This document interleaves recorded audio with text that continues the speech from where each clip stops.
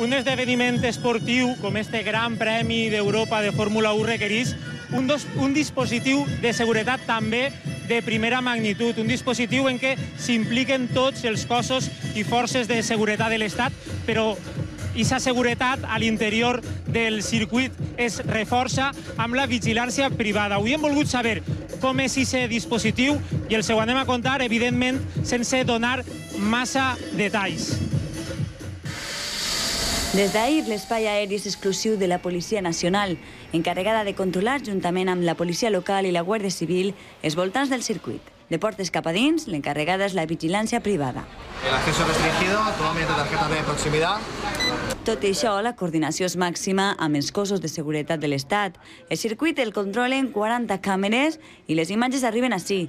És el punt neuràlgic del dispositiu. Especially the coordination of this is a feat that is very interesting, especially with relation to how the different responsibilities. No hi ha sistemes electrònics i són aquestes plantilles les que ajuden els vigilants a comprovar les acreditacions correctes. El circuit compta amb un servici exclusiu de bombers i 4 punts d'atenció sanitària. En cas d'evacuació, tardarien uns 40 minuts.